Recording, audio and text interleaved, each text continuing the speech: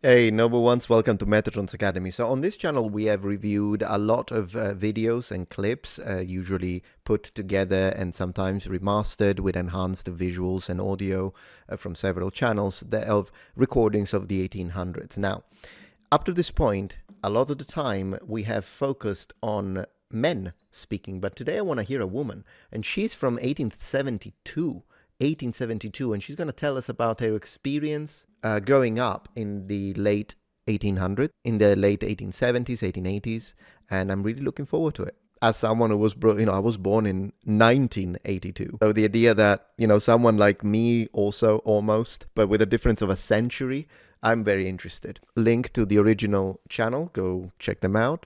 Hello, friends. In a moment, you'll hear a woman who was born in 1878 talk about her experiences as a child in the 1880s. Okay. Now, this is part 2, and if you've not listened to part 1 yet, I will leave a link in the description. Cool. In this segment, Mrs. Collins gives a very interesting description of her visit to the area now known as Beverly Hills. Oh. Back in those days, it was simply called the Hammel Ranch, and it was primarily used to grow lima beans. It was not until 1906 when a group of oil prospectors renamed the area Beverly Hills, after which began the construction of the famous Beverly Hills Hotel, as seen here in this photograph from 1912. 1912. I love the cars. They look like they're missing the horse. You know what I mean? Like you would put a horse here and carry it. It's a horse carriage. What is it called? I don't even know the words.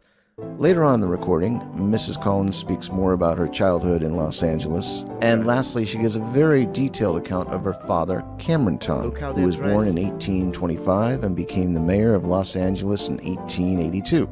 So without any more delay, let us get into this amazing first-hand account of history.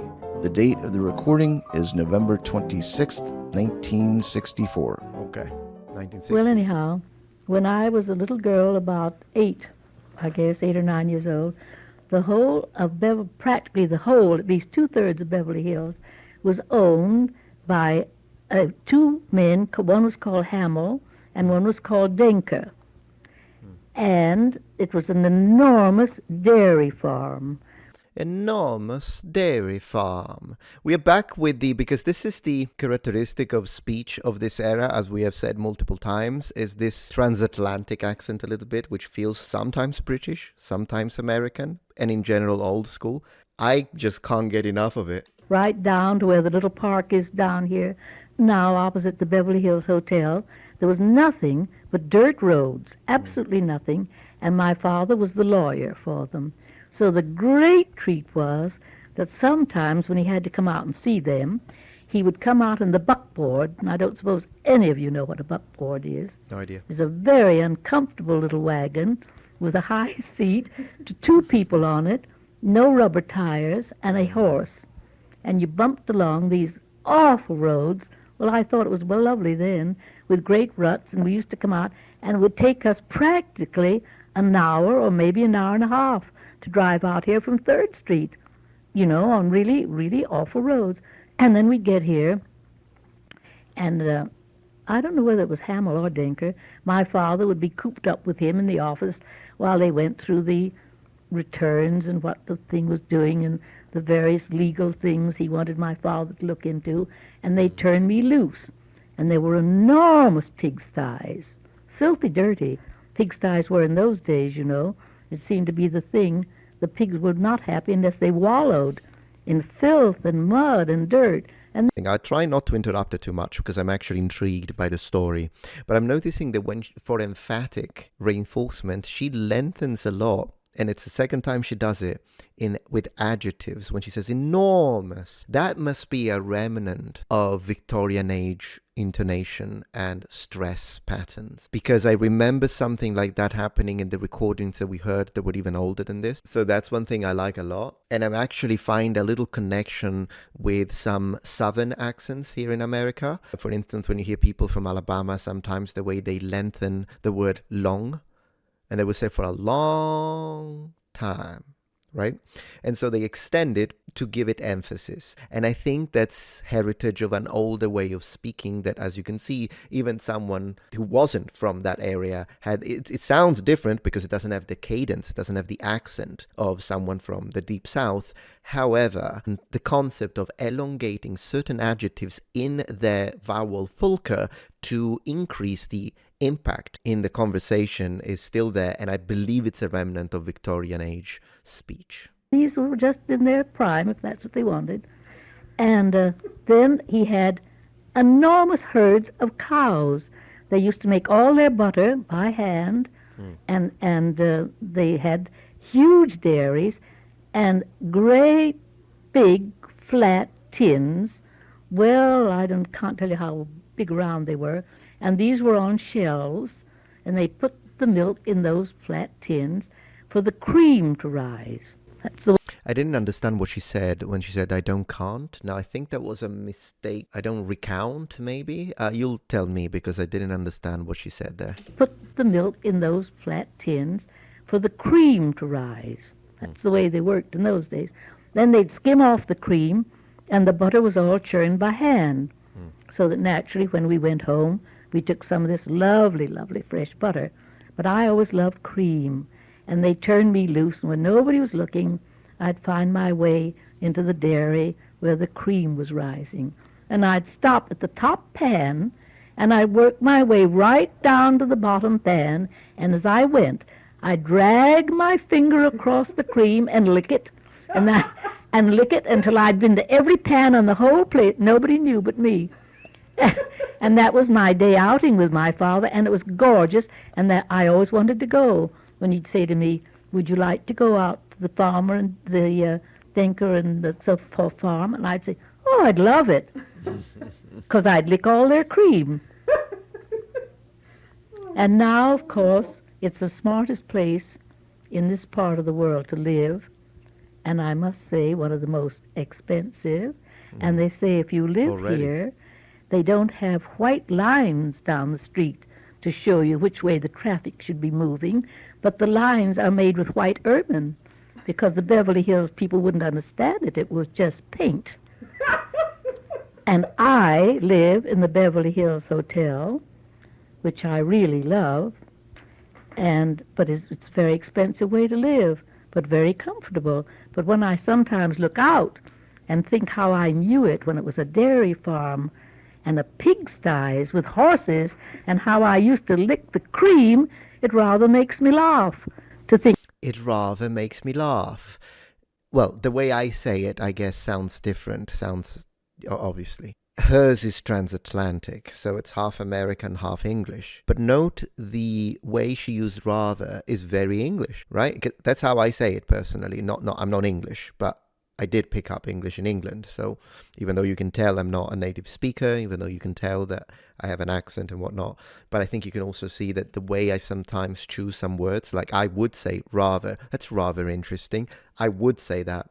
I don't think that people use it. It's basically another way to say very. It just sounds a little more sophisticated, perhaps, but you're using it as very. It's a reinforcer and an amplifier of the adjective that follows. But I don't think people in modern America use it that way anymore. I never heard anyone say it's rather nice. It's rather nice. Never heard that. So I think an American now would just say it's that's really cool, really, very. Yeah. What I did then and what I'm paying now to look out the window. With a spoonful of cream, I could have bought the whole of the farm. In those days, what they charge me now for a teaspoonful of cream. Of course. So there we are. Inflation. Yeah. Now it's just about ready to warm up, you see. Then turn it off then. Then what do I do? Well, come on, show, right? Say something to it. What can I say? No, it's all right. Now it's going.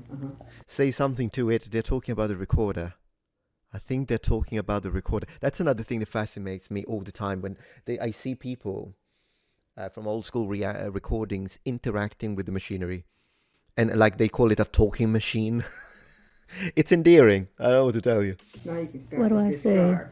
Well, 3rd of July was my birthday. I was then 4 years old. And my second brother, Catesby, was a beautiful boy. He was. And very fair with big blue eyes. And we were all in the garden, and they had firecrackers, which came in little packages brought to us from Chinatown by our Chinese cook. And we had punks then to set them off, because I wasn't allowed to have them too precious. So Catesby had these firecrackers. Oh, I must tell you, he was such a beautiful boy, and he had a deep dimple in his chin, which he had until the day he died. I am impressed by her mastery of vocabulary. She's sharp, because at this point, she was born in 1878, and this is in the 60s. So it's insane if you think about it. She sounds sharp, precise. She has purpose in speech. Her choice of words is appropriate. If anything, I mean, she sounds like a storyteller. She's really making me visualize everything she's explaining, and she's fast but not too fast, you know what I mean? She has that pace that is quick enough, but it's not like TikTok quick, if you know what I mean. Impressive. And he was setting off these firecrackers, and I was a great admirer of his, and I said to him, and I suppose a broken little childish voice, "I like a dimple like yours." And he said, "Where?" And I put my little finger on my cheek, and I said, "Here." And believe it or not, I must have been very stoic. He took that red-hot punk and put it on my little tiny cheek and made a place, which turned into a great big blister. My mother was away ill, and when she came back, I had the most tremendous scar you've ever seen in your life. And I still have it, but it's quite small. It's grown over by fat and whatnots, I guess. Anyhow, that was that. And whenever Catesby used to be he was about over 8 years old then, because he was 4 years older than I was. And whenever he used to want to be rude to me, my mother would look at him and say, "How can you talk to her like that? Look how you disfigured her." That was that. So anyhow, I don't know whether I told you about Mr. Mesmer. In those days, we called the people that ran the shops Mr. Mesmer and Mr. Vanderlick and Mr. Whatnot. He had the shop, I told you, where we bought all of our shoes. And he amassed quite a lot of money. So when they started to build what is St. Vivianus Cathedral, the Roman Catholic Cathedral. Interesting that she appears to have both in where and what she seems to have an aspiration, which is still common in the US. I don't think if people do it over in the UK. It's been a while. Yeah, when she says what, where. In fact, the where one was quite intense. I personally believe that the reason why that exists was maybe to differentiate where in the sense of W-H-E-R-E from the past tense of the verb to be, W-E-R-E. Now, in my speech, in the way I speak, I differentiate in vowel quality, which is something that I think quite a few people do. So I would say where are you, where, but I would say were for the past, so we were. And I think that this is how most people do it in the US as well, with the addition of the rhoticity. So where, were. I believe, though, that not everyone does. I have heard people from Australia, although then again, it's not like there is only one Australian accent, but I did hear people from Australia pronouncing them the same. We were instead of we were for the past. But you let me know. The Roman Catholic Cathedral, which now stands in Main Street between 1st and 2nd, I think, and a wonderful old building, really. Yeah. They came to him and asked him for a large donation. Remember, there were very few people here then, but most of them were Roman Catholics, and they gave generously. So he promised a very large donation. But when they came to collect the money, he had changed his mind, and he wasn't going to give it. He gave much smaller one.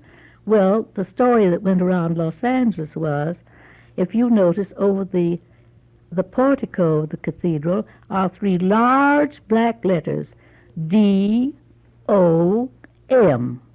which I believe are over most of the doors of most of the Roman Catholic cathedrals. Dom. It means something in Latin. I'm afraid I forgot what it means.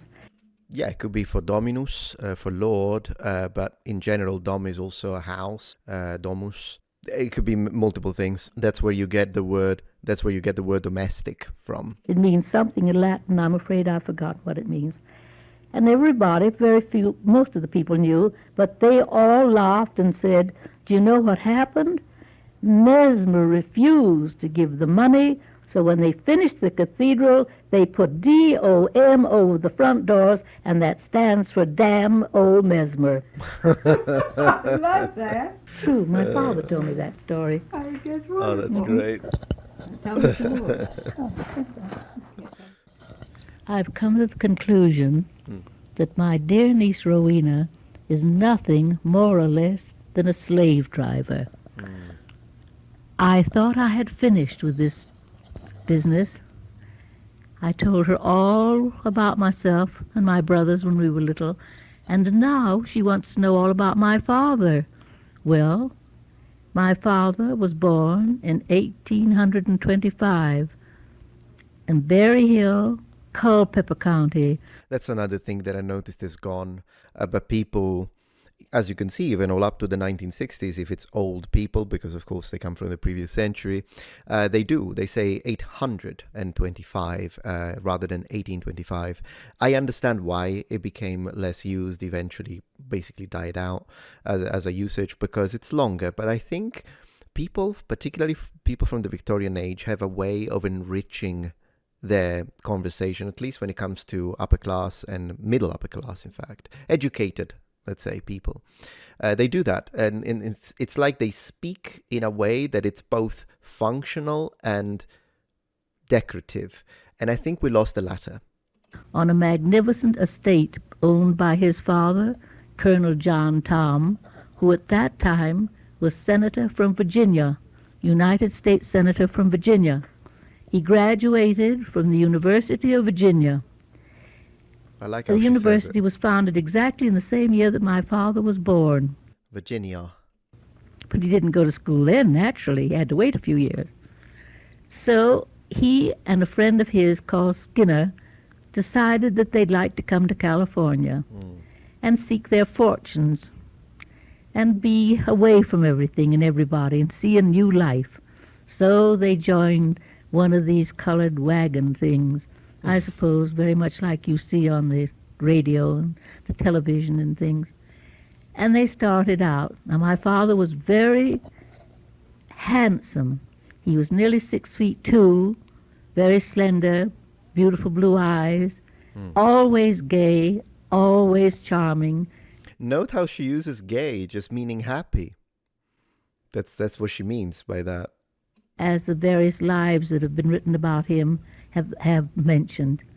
Well, they came out, and after I don't know how long, they ran into a band of friendly Indians.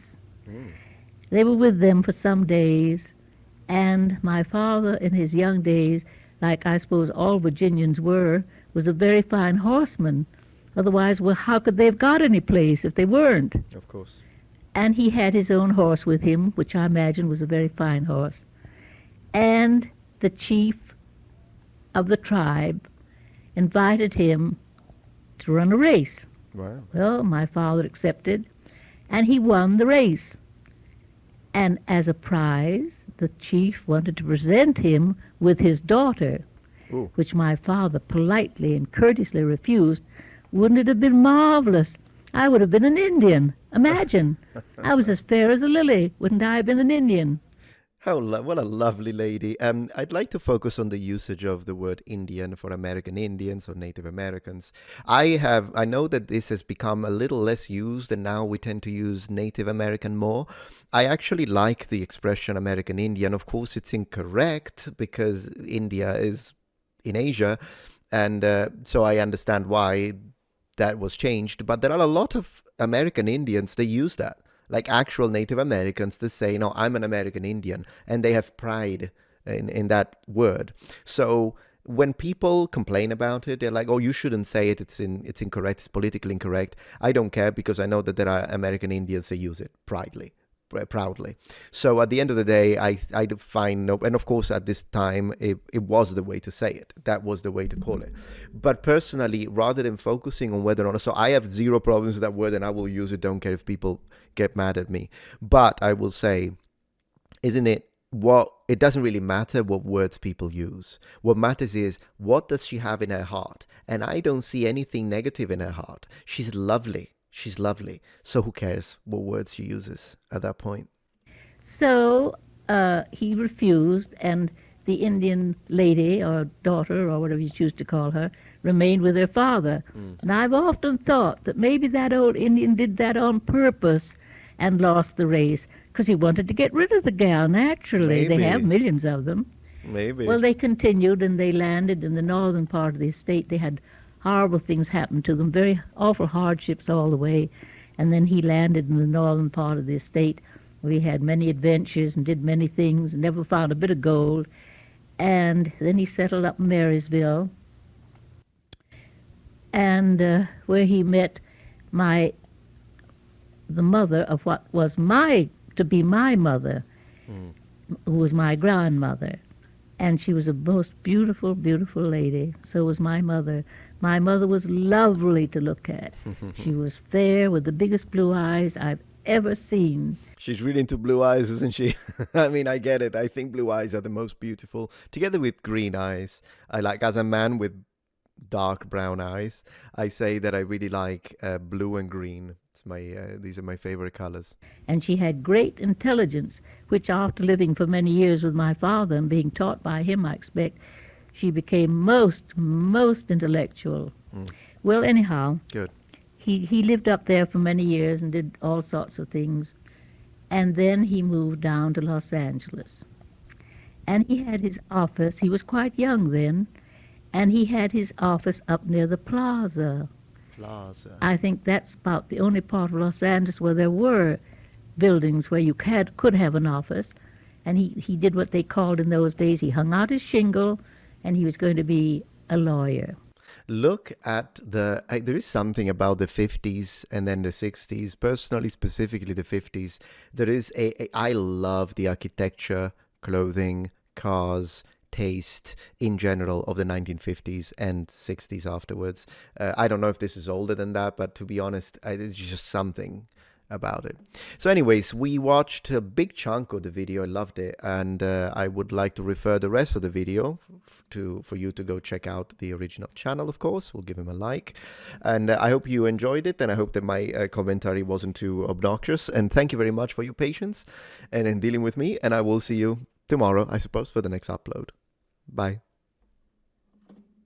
If you're enjoying this video so far, please take a moment to check out my Patreon page. With as little as a $5 support, you can help us ensure that we can continue to produce high quality and high researched content. And at the same time, you get access to polls, extra videos, unlisted streams, and much more. Thank you so much.